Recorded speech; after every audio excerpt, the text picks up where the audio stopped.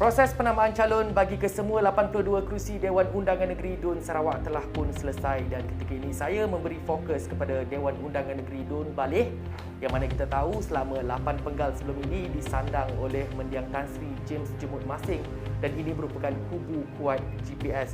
Namun untuk PRN 12 kali ini ianya agak berbeza. Penyandang baru untuk kerusi tersebut, calon baru yang dinamakan oleh GPS ialah Nicholas Kudi Jantai dan akan berdepan dengan persaingan 4 penjuru. Dan kali ini saya bersama dengan salah seorang calon yang berpotensi mungkin untuk memenangi kerusi Dun Baleh yang turut sama selesai proses penamaan calon bersama dengan 3 yang lain dan ketika ini saya bersama dengan Koh Kumbung yang merupakan calon dari Parti Sarawak Bersatu. Selamat petang tuan. Selamat petang. Baik tuan. Terima kasih tuan. Ini merupakan kali pertama tuan terjun ke arena politik dan bertanding dalam pilihan raya negeri Sarawak. Betul. Jadi bagaimana? Apa sebenarnya yang membuatkan tuan nak bersaing lebih-lebih lagi di kerusi Dun Baleh ini tuan? Ya. Setelah saya bersara, saya mula-mula berjinak dengan kawan-kawan yang di dalam arena politik. Dan kemudiannya saya secara ringkas saya dipelawa untuk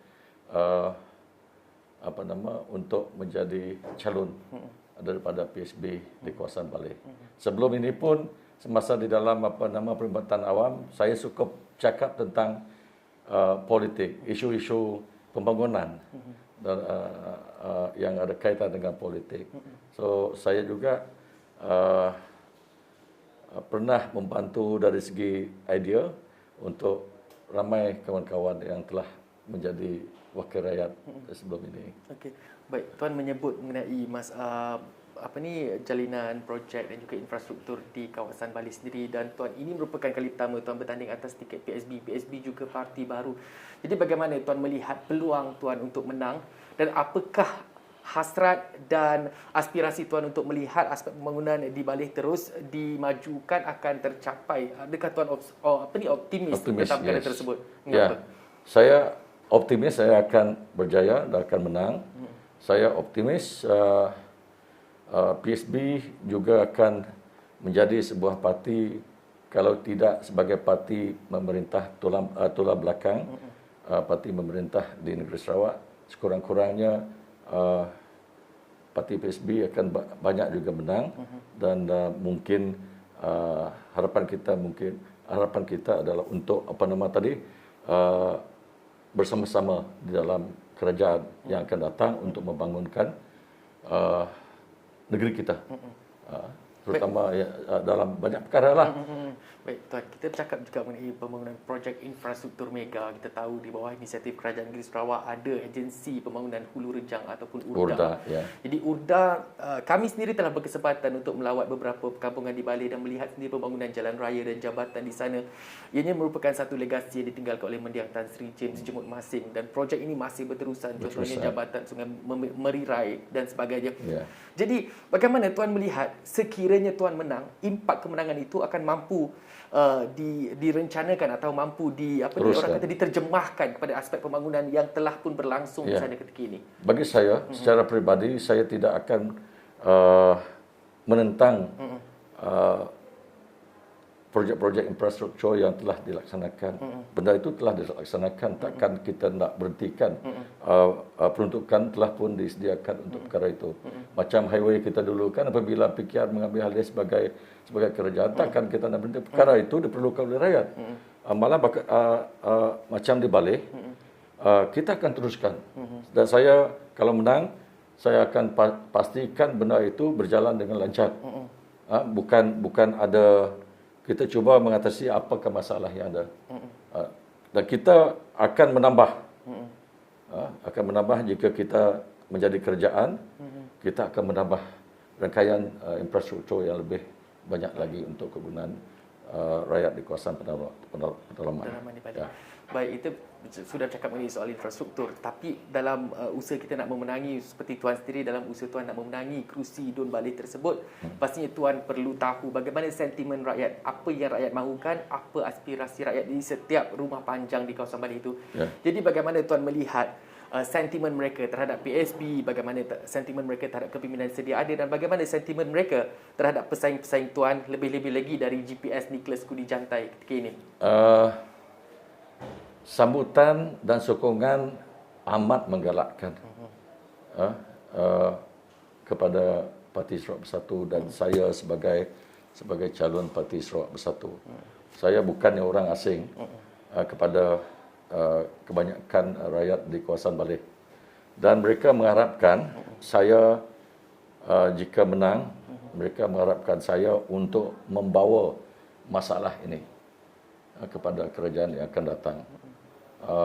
Lebih senang lagi lah saya kata kalau Parti Sarawak Bersatu memerintah, lebih senang lagi bagi saya untuk membawa masalah ini, isu-isu yang ada, perkara-perkara berkaitan pembangunan sama ada daripada aspek infrastruktur, sosial ekonomi dan sebagainya, akan lebih senang saya bawa kepada kerajaan dan untuk memohon peruntukan bagi melaksanakan projek-projek ini.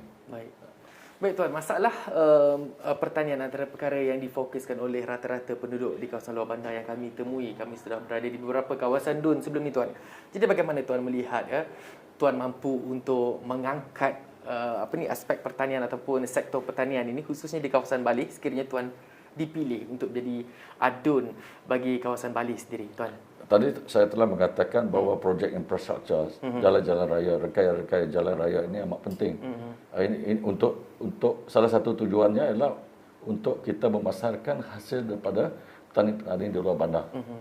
Dan dengan adanya rekayaan jalan raya yang cukup nanti, yang baik nanti, banyak saya ada memikirkan beberapa perkara, beberapa jenis pertanian, produk pertanian yang boleh kita laksanakan tanpa kita katalah dengan perkataan ringkas penjual ataupun membuat list kepada syarikat-syarikat besar.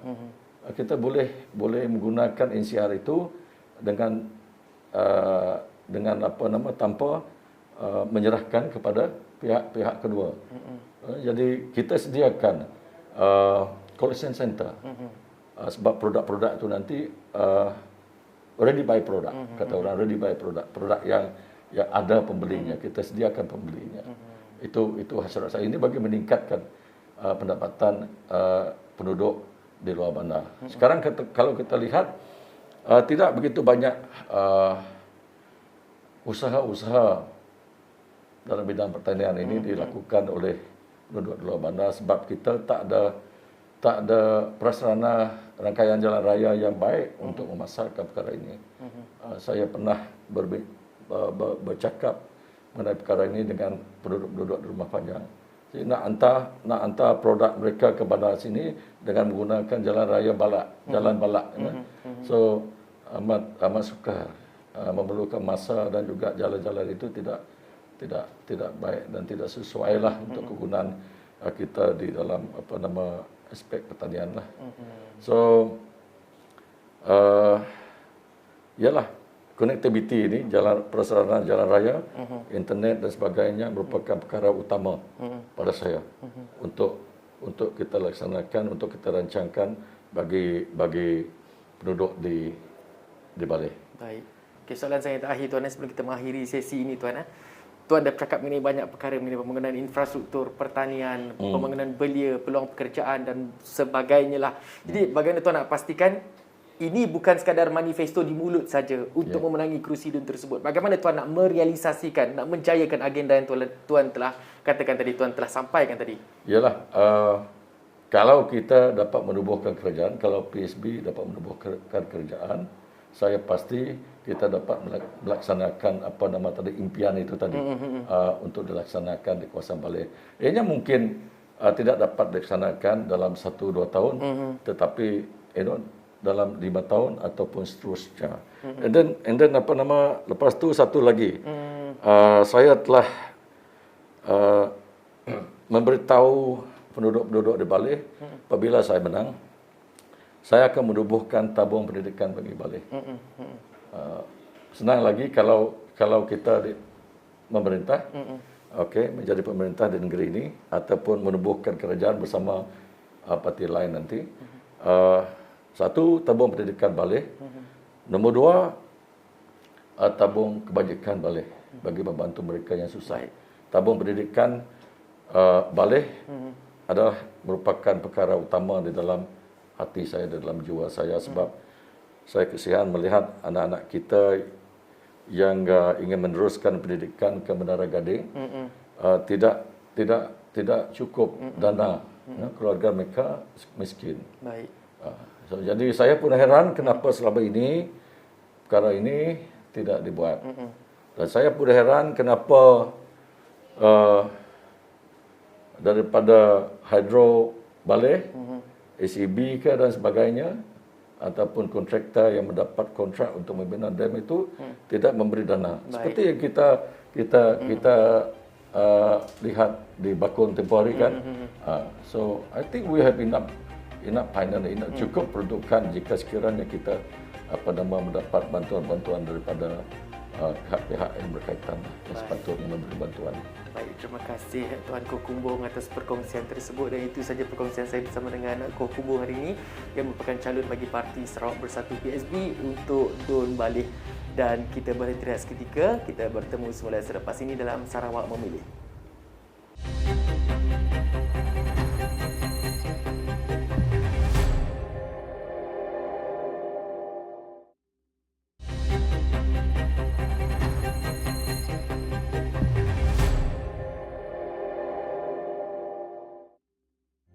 Assalamualaikum, salam sejahtera. Hari ini saya berada di Song dan kita ada individu penting yang bersama dengan kita petang ini. Kita nak menanya mengenai aspirasi dan inspirasi apa yang akan beliau bawakan sekiranya menang dalam pilihan raya negeri Sarawak ke-12 bagi kerusi Dun Katibas.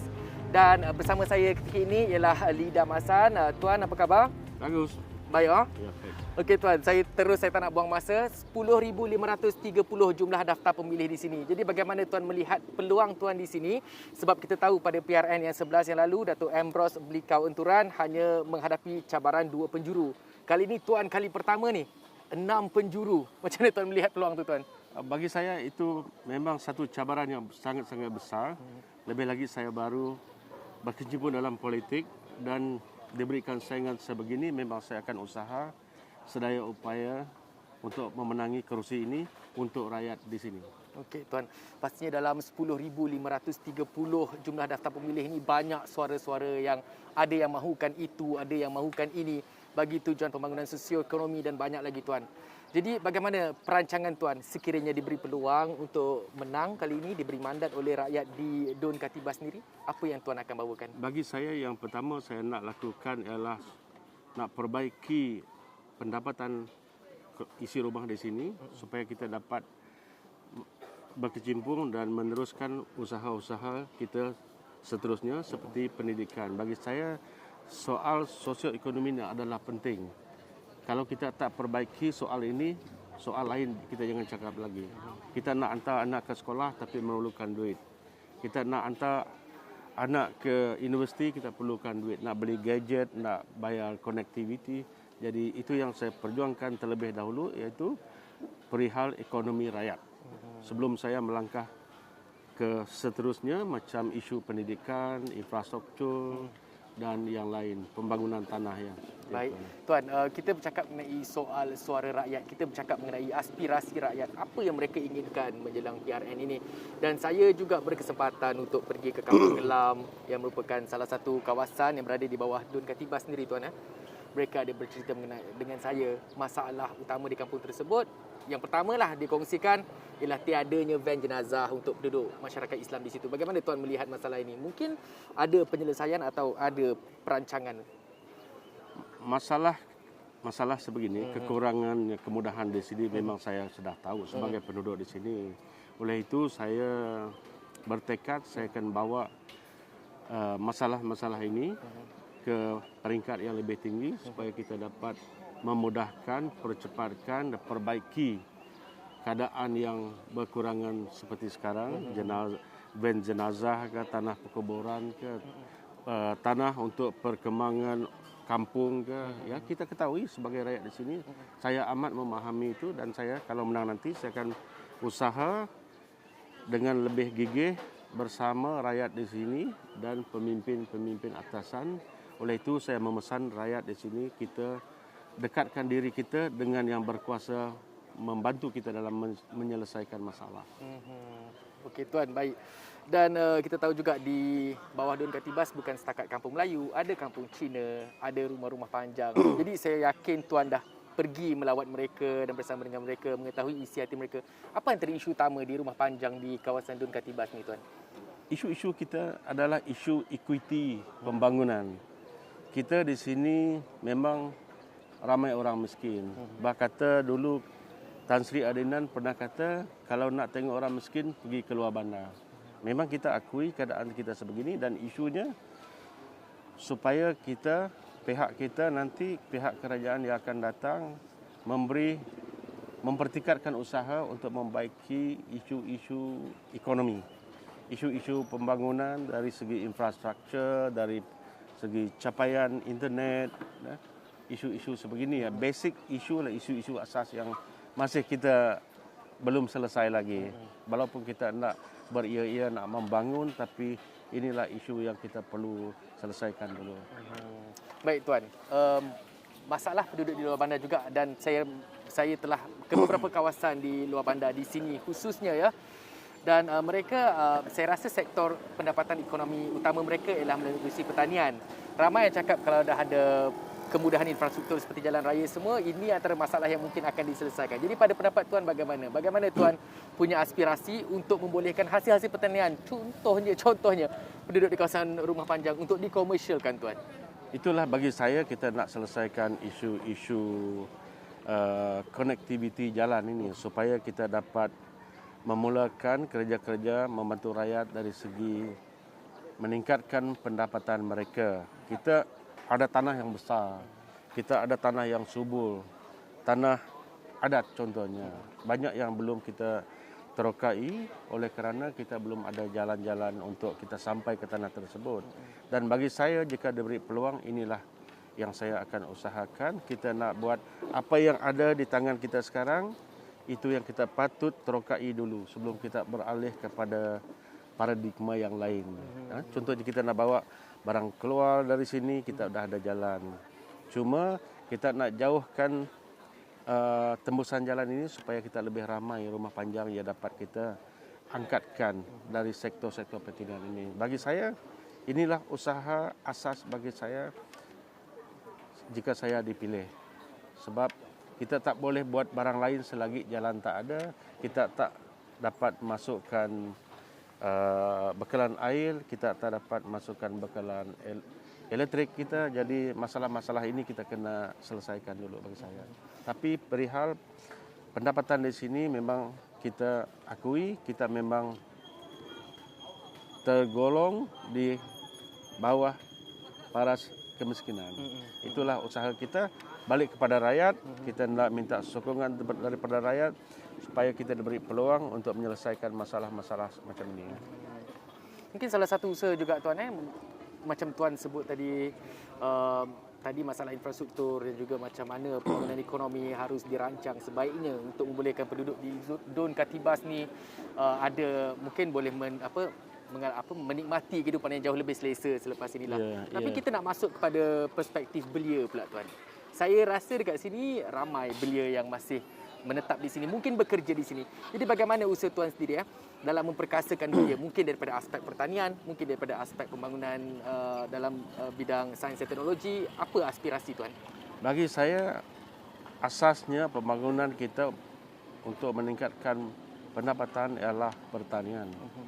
Kita tahu di sini kita banyak tanah yang belum diterokai. Saya balik kepada soal asasnya tadi.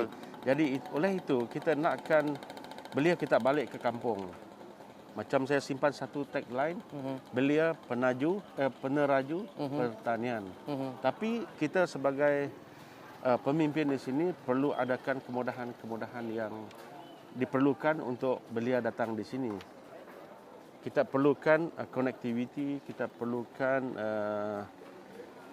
capaian internet supaya mereka boleh buat apa yang perlu untuk kita membawa teknologi untuk membantu kita dalam usaha kita nak keluarkan hasil. Contohnya kita nak buat satu internet yang kuat supaya kita dapat masukkan IoT untuk greenhouse, untuk tanaman-tanaman yang memerlukan hasil yang lebih tinggi. Jadi oleh itu bagi saya, kalau nak buat pertanian ini, kita harus bawa tembusan jalan atau capaian internet yang lebih baik supaya kita dapat mengeluarkan hasil kita dengan produktiviti, dengan kualiti yang lebih dikenaki di pasaran. Mungkin juga tuan, saya ada berkunjung ke satu tapak semayan untuk biji kopi yang berada di bawah kawasan Dun Katibas ni. Saya suka dengan inisiatif tersebut kerana ada inisiatif disediakan khusus untuk graduan yang masih belum mendapat peluang pekerjaan, diberi peluang untuk sama-sama berkecimpung dalam bidang penanaman kopi tersebut. Jadi 791 belia, 21 berumur daripada 21 hingga 29 tahun tuan.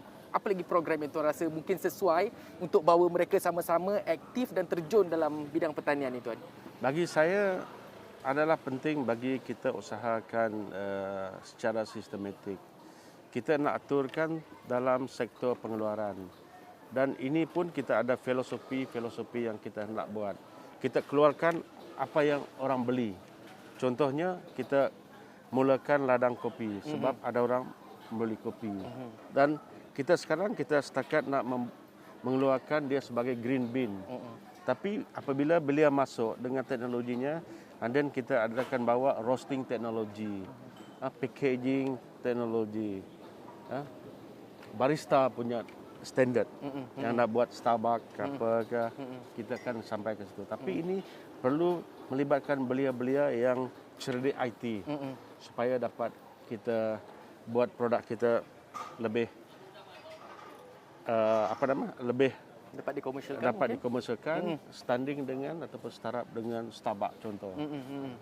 Di tempat-tempat lain pun kopi pun paling banyak orang tanam, tapi tak banyak yang buat brand jenama yang digemari oleh pasaran. Orang tempatan. Ya. Mungkin tuan, itu antara idea yang saya rasa sangat seronok untuk saya dengar sebab biji kopi di Katibas satu benda yang berbeza lah. Kita nanti akan mungkin buat satu jenama yang kopi song ke, macam-macam lah kita boleh buat. Tapi kita nak naikkan nama kita. Kita sekarang tengah melatih orang kampung kerjasama dengan pengilang. Kita cakap dengan pengilang tak perlu ada ladang. Orang kampung ya jadi buat ladang pengeluaran. Jadi pengilang ni dia khusus untuk memasarkan dan membuat processing untuk dia punya produk itu. Tapi kita nak barang itu buat di sini supaya kita dapat memberi belia kita peluang dan peluang untuk orang bekerja di tempatan orang tempatan. Dan idea itu sangat menarik tuan. Dan saya yakin tuan, mungkin kalau idea itu berjaya direalisasikan nanti makin ramai dan juga makin banyak peluang pekerjaan dapat disediakan di sebab Katibas kita nak buat sendiri. Satu belia mungkin keluarkan satu jenama. Betul. Kampung pun mungkin satu kampung satu jenama. Itu yang kita idamkan untuk di sini supaya kita dapat meningkatkan ekonomi melalui produk-produk yang kita hasilkan di sini. Saya percaya bahawa setiap orang tu perlu ada barang untuk dijual. Baru kita dapat meningkatkan pendapatan kita. Baik tuan. Sebab saya tak fikirkan orang di sini sepatutnya bekerja dengan kerajaan, kerja di mana-mana. Kita nak usahakan kita bagi kekuasaan empowering the youth. Ini yang saya nak buat. Baik. Kita akan bawa orang luar masuk supaya dapat membantu kita. Macam yang ladang kopi dekat hilir tu kita buat secara contract farming. Habis tu dia nanti saya akan buat kita akan pujuk kita akan bantu dia orang buat processing dekat sini. Dia keluarkan jenama dari sini, kita akan bantu dia dengan keperluan-keperluan biji kopi diproses di sini supaya kita dapat jenama dari sini. Ini yang kita nak lah. Saya seronok tuan sebab saya nampak tuan pun seronok bercerita sebab saya tahu ini antara idea dan aspirasi yang cukup bagus untuk belia, khususnya di bahagian song ini, bukan saja untuk belia tapi untuk semua lapisan masyarakat lah.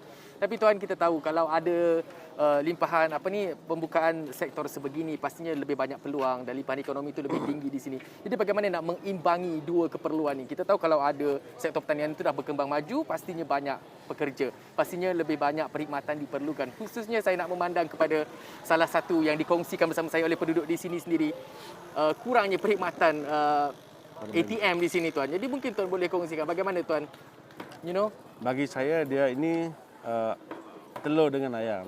Kita nak buka banyak ATM, kita nak panggil commercial bank, tapi commercial bank nak cakap dia tidak mempunyai pelanggan yang cukup untuk dia nak buka bank di sini kan.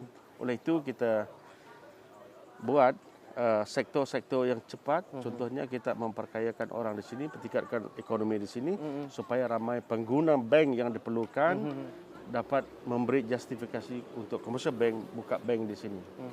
Tapi kita akan usaha untuk government bank macam BSN, Agrobank atau even bank rakyat ya yang kurang lagi sikit dia punya keperluan untuk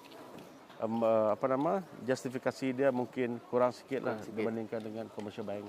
Dia punya kriteria itu. Dia punya syarat-syarat. Okey, baiklah tuan, ini yang terakhir saya nak tanya kepada tuan, harapan tuan kepada penduduk khususnya di Dun Katibas sendiri tuan.